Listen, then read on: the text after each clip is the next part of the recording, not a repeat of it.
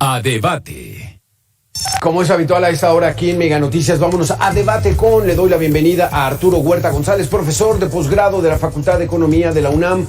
Profesor, ¿cómo estás? Qué gusto saludarte. Roberto, muchas gracias por la invitación, gusto de saludarte. Estamos prácticamente a unos cuantos días del famoso informe de gobierno presidencial en nuestro país y comienzan a surgir esas cifras alegres, Arturo. Resulta que el pasado domingo el presidente de México dijo, es un domingo para presumir. Prácticamente, dice textual, prácticamente no hay desempleo en el país. ¿Así estamos en esta situación, Arturo Huerta? Mira, los datos para el mes de junio de este año de tasa de desempleo es 2.6%, efectivamente es baja. Pero la tasa, en la encuesta de desempleo, te preguntan a la gente, ¿estuvo usted empleada una hora la semana pasada? Pues lógico que la gente no puede estar desempleada porque se muere de hambre.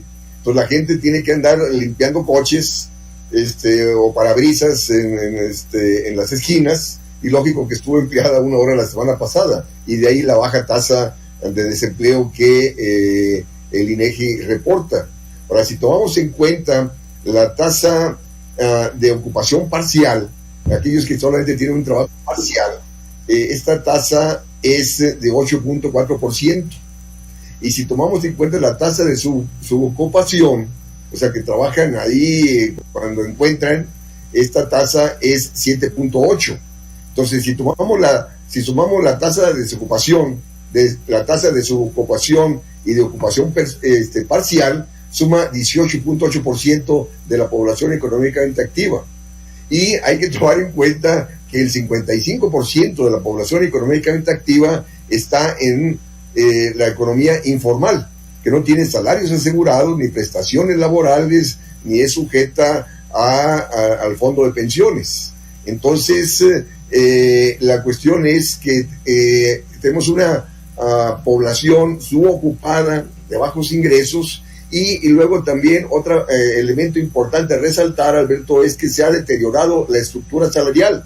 Si bien ha aumentado el salario mínimo cada año en este gobierno, lo que ha venido aconteciendo es que las empresas te despiden a aquellos que ganan arriba de 2 salarios mínimos y te lo recontratan entre 1 y 2 salarios mínimos. Fíjate, en el 2018, el 43% de los trabajadores ganaba entre 1 y 2 salarios mínimos. Y hoy en día el 69.9% de los trabajadores gana entre 1 y 2 salarios mínimos. Ha disminuido el número de trabajadores que gana arriba de 2 salarios mínimos. Se ha depauperado la estructura salarial en el país.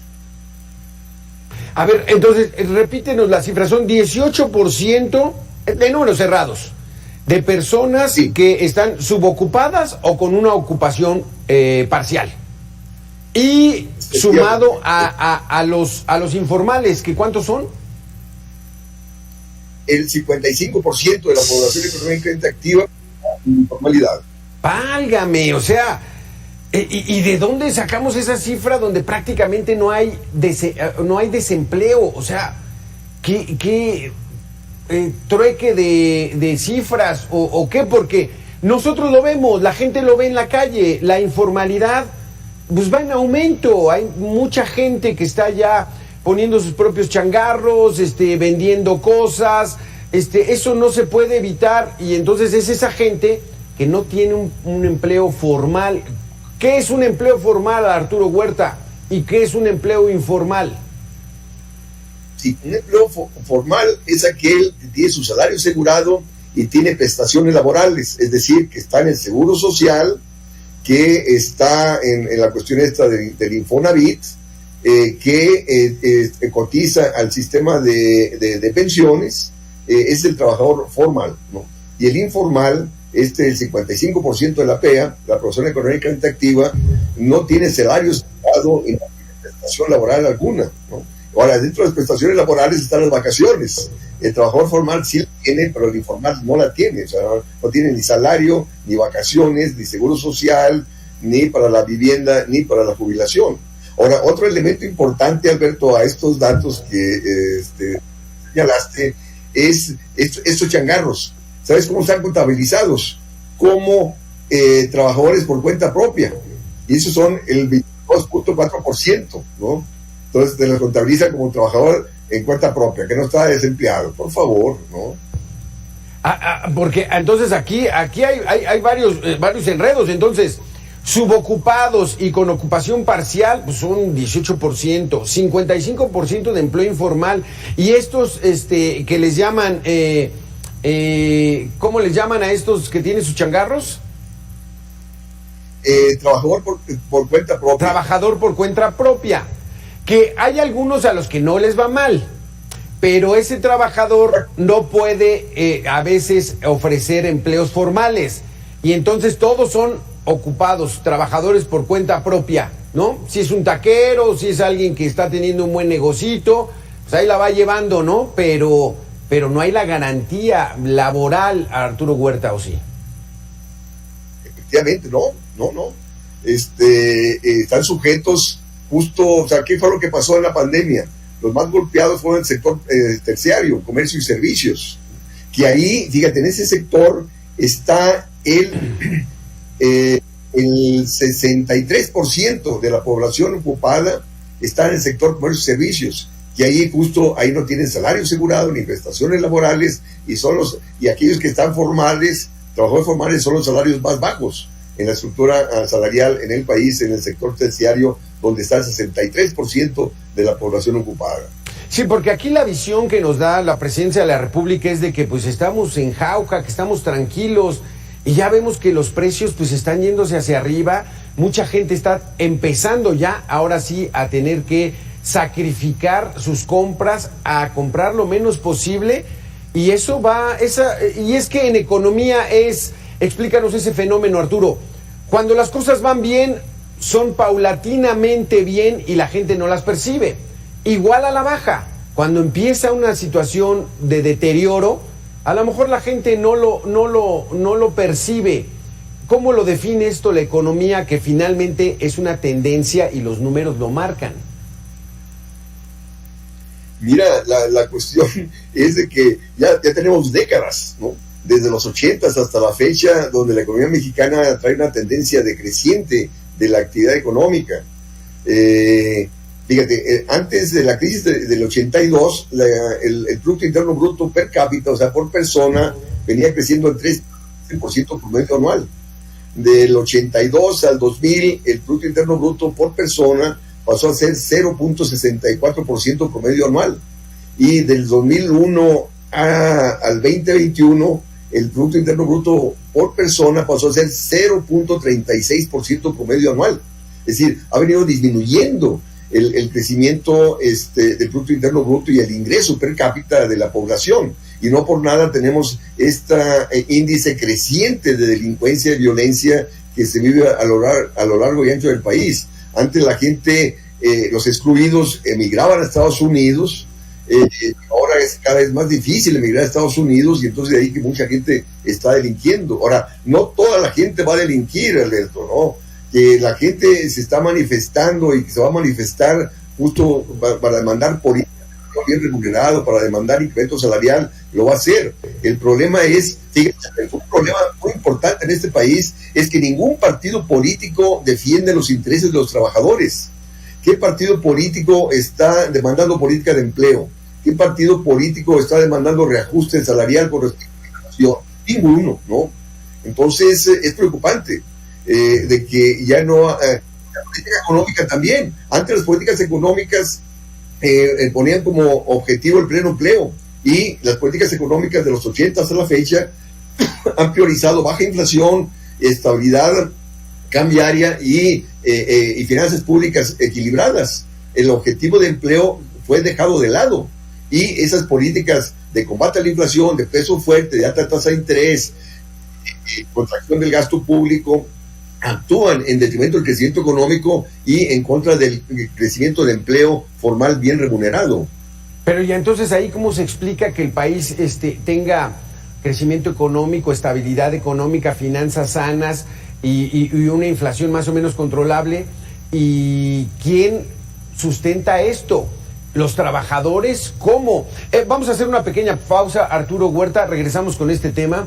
Aquí estamos en Mega Noticias, nos vemos en 2 minutos.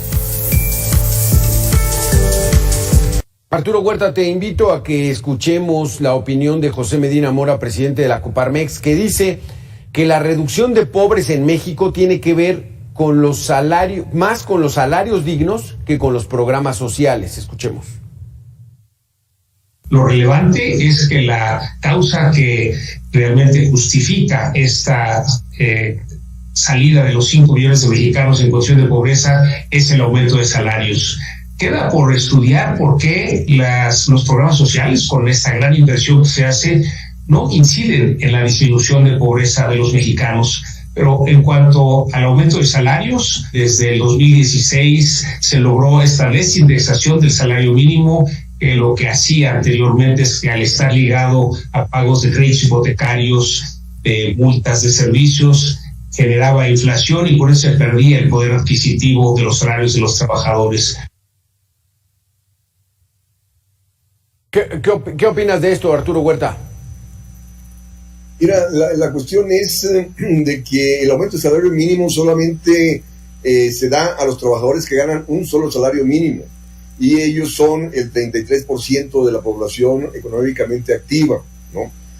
Ya señaló anteriormente el líder de la CTM cómo en los contratos, en las revisiones contractuales, no se incrementan los salarios en función del mínimo, sino se incrementan mucho menos, ¿no? Y en muchos casos hasta por debajo de la inflación. Yo creo que las políticas sociales sí han contribuido a la reducción de la pobreza. Ahora, hay que tomar en cuenta lo siguiente, Alberto, que la comparación de la disminución de la pobreza se da a 2022 con respecto al 2020, y en el 2020 tuvimos una crisis, que la tasa de desempleo llegó arriba de 14%. Entonces es un mal año de comparación, porque de hecho, tomando en cuenta el 2018 con respecto al 2022, aumentó el número de pobreza extrema. Entonces, que las políticas sociales sí han venido a favorecer, digamos, al que menos tiene, en alguna medida sí. Ahora, mi posición es que si quieres combatir la pobreza, tienes que crear empleos bien remunerados, situación que no acontece en el país. Entonces, de ahí que sigue la gran desigualdad del ingreso. Fíjate, un dato, Alberto, la participación de las remuneraciones en el ingreso nacional, en el Producto Interno Bruto, es 28%, ¿no? En países como en Francia está en 70%, en Inglaterra está 60% las remuneraciones en torno al ingreso nacional, en países como Brasil, Argentina y Chile está arriba del 40%. Y repito, en México es el 28% la participación de las remuneraciones en el ingreso nacional. Así que no diga al empresario que ellos están favoreciendo la pobreza, mantienen bajos salarios y de ahí la baja participación de la remuneración del ingreso nacional. Explícanos un poquitito esto de las remuneraciones, cómo influyen en el ingreso nacional. ¿A qué te refieres, Arturo? La cuestión es de que el ingreso nacional se divide entre ganancias, entre salarios y el gobierno, ¿no? Entonces, la mayor parte del ingreso nacional generado va a ganancias, ¿no? Y la participación de las remuneraciones, lo que reciben los trabajadores en sueldos y salarios, es 28%, ¿no? Y de hecho, en el periodo si comparamos el 2018 con el 2022, aumentó la participación de las remuneraciones, sí, de 26 a 28%, pero también aumentaron las ganancias y disminuyó la participación del gobierno en el reparto del ingreso nacional. Y repito, pero este aumento de la participación de las remuneraciones de 26% a 28% del 2018 al 2022 es un incremento raquítico, tomando en cuenta, repito, lo que otros países como Brasil, Argentina y Chile en América Latina reciben, que es arriba del 40%. Hay especialistas que establecen como que de las dos primeras décadas de este milenio se recuperó la clase media y se veía por, pues, no sé, los servicios, los centros comerciales, la adquisición de autos, de departamentos. ¿Esto es real o fue ficticio o cómo lo ves, Arturo? Bueno, los datos estos de la estructura salarial, dados por la propia INEGI del trabajo, repito, ha disminuido el número de trabajadores, 18 al presente, ha disminuido el número de trabajadores que gana arriba de 2 salarios mínimos, ¿no? Y ha aumentado el número de trabajadores que ganan entre 1 y 2 salarios mínimos. Es decir, se ha depauperado la estructura salarial y eso, lógico, pasa a afectar a la clase media, ¿no? Y no por nada el bajo consumo que tenemos, el bajo crecimiento económico. Sí, porque hace rato tú preguntabas, bueno, ¿qué pasa con el crecimiento, la baja inflación? La cuestión es de que dio el resultado del segundo trimestre del Producto Interno Bruto del 2023 y es equiparable al Producto Interno Bruto del segundo trimestre del 2019. Es decir, traemos niveles de hace 4 años. De 2019, sí, de hace 4 años en la actividad económica. Y la disminución de la inflación que reporta el INEGI es resultado que ha venido disminuyendo la inflación internacional, y luego este peso fuerte que te abarata importaciones. Estas importaciones baratas te contribuyen a reducir la inflación, pero el problema, Alberto, es que esas importaciones baratas te desplazan a la producción nacional, porque es más barato la importación que la producción nacional. Ahí está la protesta de los agricultores de Sinaloa, Sonora, que no pueden competir con el maíz barato que viene de Estados Unidos por el dólar barato. Entonces, esta forma de bajar la inflación con alta tasa de interés, con recortes presupuestales, con importaciones baratas, te atenta sobre el crecimiento económico. Y de ahí, repito, que traemos un rezago de la actividad económica de 4 años. Y luego también, repito, las empresas, para no perder competitividad frente a las importaciones baratas, mantienen bajos salarios. Y de ahí que finalmente recaen los trabajadores el costo de la baja inflación, vía desempleo, subempleo y bajos salarios. Dice el presidente en estos domingos de presumir, el domingo pasado, la economía está creciendo. El peso mexicano es la moneda que más se ha fortalecido en el mundo con relación al dólar. ¿Esto trae beneficios? En absoluto, en absoluto. Se ve que tiene economistas, asesores muy malos, ¿no? Porque, fíjate, Alberto, en diciembre del 2022, el tipo de cambio estaba en 19 pesos 36 centavos. Llegó capital extranjero, cambió dólares por pesos, 36. Lo invirtió en CETES, donde le da una tasa de rentabilidad de 11.25. Y si quiere salir hoy en día, el dólar le sale 16.70, ¿no? O sea, gana tanto por esa alta tasa de interés, y al salir el dólar le sale más barato que cuando entró. O sea, ese peso fuerte aumenta la rentabilidad del capital financiero. Para eso responde esta política económica de este gobierno neoliberal, ¿no? Y este peso fuerte, repito, te abarata importaciones baratas que nos han llevado a tener menos industria, menos producción de granos básicos. Estamos consumiendo, Alberto, el 56% de los granos básicos que consumimos, ¿no? Justo debido a este peso fuerte, dólar barato y eliminación de aranceles a este tipo de productos. Lo llamaste gobierno neoliberal. No al pasado. Vamos a hacer una pequeña pausa, Arturo. Terminamos con esta interesante conversación sobre la economía, el desempleo, el crecimiento y la realidad de los otros datos que también nosotros tenemos. Volvemos en 2 minutos. Gracias, Arturo Huerta, por continuar con nosotros. Aquí sí ya no entiendo, Arturo Huerta. 5 años se ha pasado el presidente denostando la época neoliberal. Dice que desde Salinas ha venido el deterioro del país y que entonces eso es lo que nos ha llevado a que estemos en la situación en la que estamos. Pero ahora lo llamas neoliberal a esta administración de la presunta cuarta transformación. Efectivamente, él mantiene la austeridad fiscal que viene desde 1983, donde el gobierno gasta menos de lo que recauda, excluyendo el pago del servicio y la deuda. Y esta política de austeridad fiscal disminuye, Alberto, la participación del Estado en la actividad económica y lleva a que la cúpula empresarial pasa a invertir donde el gobierno deja de hacerlo. De ahí que los gobiernos venían dejando de invertir en Pemex, en la CFE, en infraestructura, y ahora hasta se deja de invertir en educación, en salud, se deja de invertir en contra del cambio climático, etcétera, y da pie a que la cúpula empresarial pase a invertir donde el gobierno deja de hacerlo. Y este peso fuerte, ¿cómo se consigue? Se consigue a través de aumentar la tasa de interés para atraer capitales. Ahí está el diferencial de tasa de interés entre el Banco de México y el Banco Central de Estados Unidos, donde ellos la tienen en 5.5 y aquí 11.25, y esa alta tasa de interés beneficia a ¿quién? A la banca. La banca está ganando lo que quiere. Vienen capitales y al aumentar la entrada de dólares se abarata el precio del dólar. Y ya señalamos cómo este peso fuerte, este dólar barato, favorece la rentabilidad del capital financiero. Al salir, el dólar sale más barato que cuando entró, y aparte ganó en deuda con lo que haya invertido en el país. Y luego también mantiene los tratados de libre comercio y sigue negociando más tratados de libre comercio, y es una política neoliberal.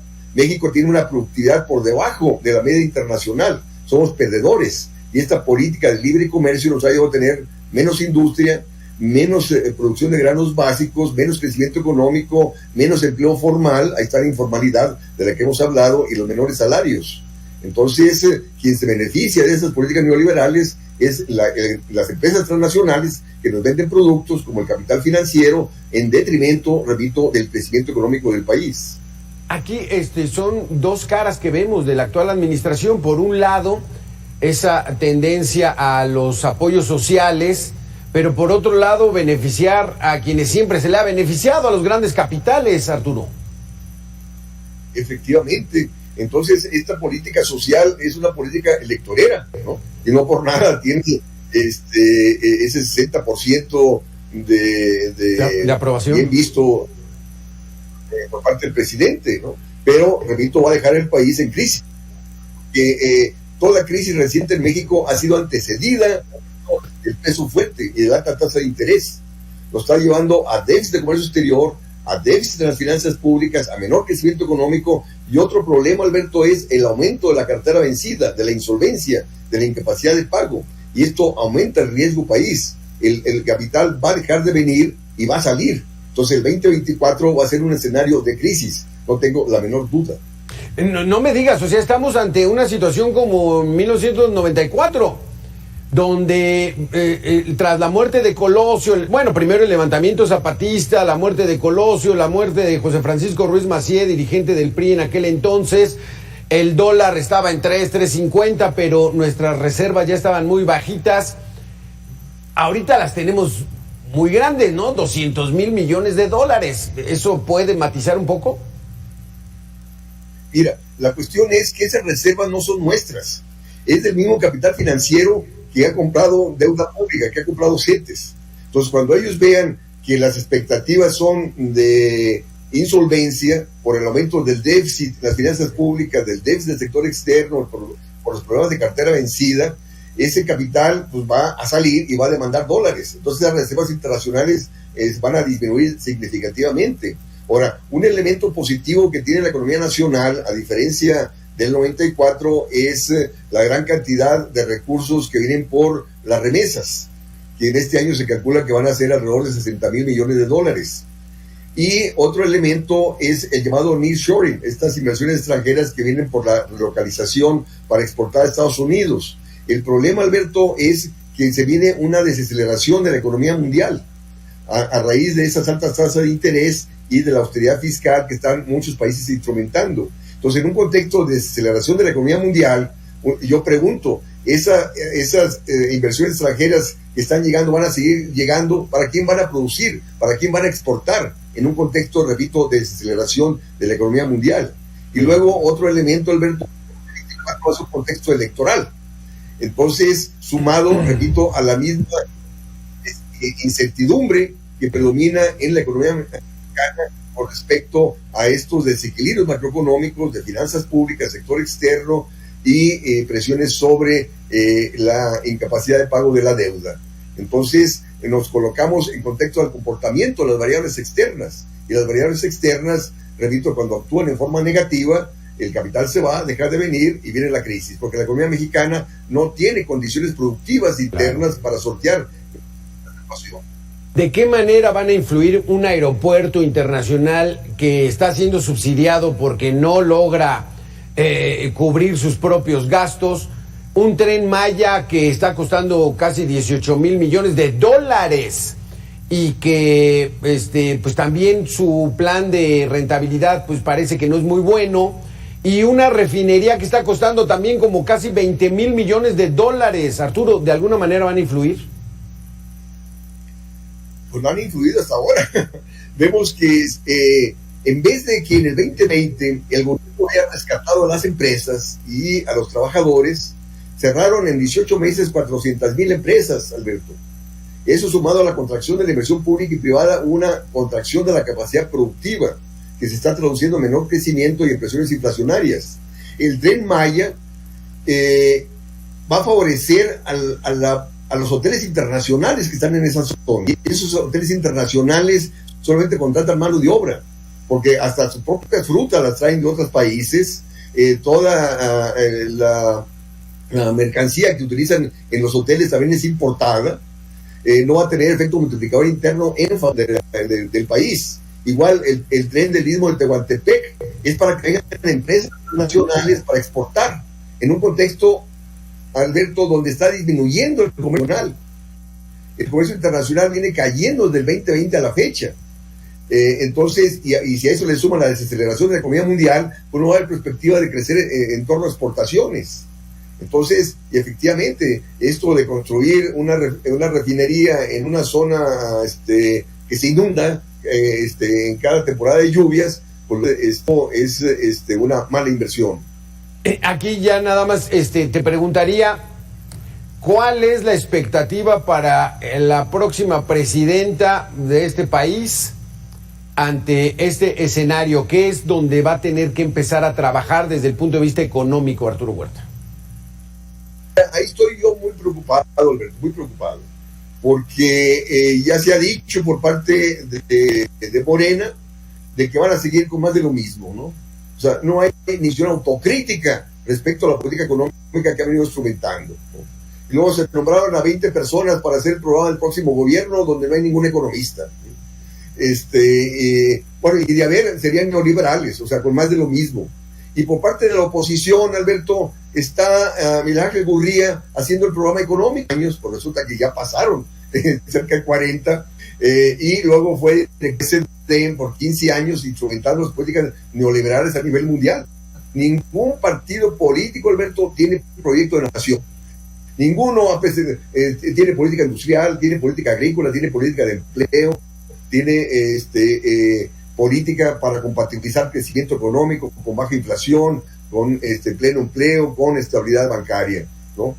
No podemos seguir con más de lo mismo. Repito, esta situación, desde mi análisis, el próximo año va a ser de inestabilidad y de crisis. ¿Qué se rinden tanto a esta política neoliberal nuestros gobiernos, aunque diga que no son iguales y los otros, pues que si regresan, pues van a mantenerla igual? ¿Qué no hay otro modelo? ¿Por qué no apostarle verdaderamente a la producción, como tú dices, al trabajo, al campo? ¿Por qué no lo hacen? Mira, yo le digo a mis alumnos que las políticas económicas no son intereses de clase. Si crecimos en la posguerra, en los 40, 50, 60 y 70, fue porque el sector hegemónico era el sector productivo y los sindicatos eran fuertes a nivel mundial. Y de ahí que crecimos tanto países subdesarrollados al 6% promedio anual. Repito, sustentado en el desarrollo industrial, el desarrollo productivo y en la creación de empleos. Pero a partir de los 80s, el sector hegemónico a nivel mundial es el sector financiero. De ahí que en los 90 se pasó a dar autonomía a los bancos centrales. ¿Qué implica esto? Quitarle al gobierno el control de la moneda, para que no se financie con ella. ¿Para qué? Para disminuir su tamaño y participación en a nivel mundial. Todas las políticas económicas que vienen predominando de los 80 a la fecha actúan a favor del sector financiero. Entonces, ¿dónde está el sector industrial demandando política industrial? ¿Dónde está el sector agrícola demandando política agrícola? ¿Dónde están los trabajadores demandando políticas de empleo e incremento salarial? Pues no. Repito, tenemos cada vez menos industria, importamos el 56% de los granos básicos, no hay sindicatos que te presionen por política salarial. Repito lo que dije anteriormente, ningún partido político en el país, ¿no?, está demandando política de empleo, política de crecimiento, política industrial, política agrícola. Y la política económica se traza a partir de correlación de fuerzas. Es tan fuerte el capital financiero a nivel nacional y a nivel internacional que determina la política económica a su favor. De ahí las altas tasas de interés que están predominando a nivel mundial, y no el sector productivo, mucho menos los trabajadores. ¡Qué barbaridad! Ni el Partido del Trabajo, ahora sí que con toda la ironía que se puede comentar esto. Pero está interesante cómo el mundo a partir de los 80s entró en esta nueva dinámica, en parte también por aniquilar a lo que era ya la Guerra Fría, ¿no? La Unión Soviética, no sé, pero de eso no hemos salido. Vamos a seguir platicando. Arturo Huerta González, profesor de posgrado de la Facultad de Economía de la UNAM. Muchísimas gracias, muy interesante tus conceptos. Nosotros regresamos en 2 minutos. Muchas gracias.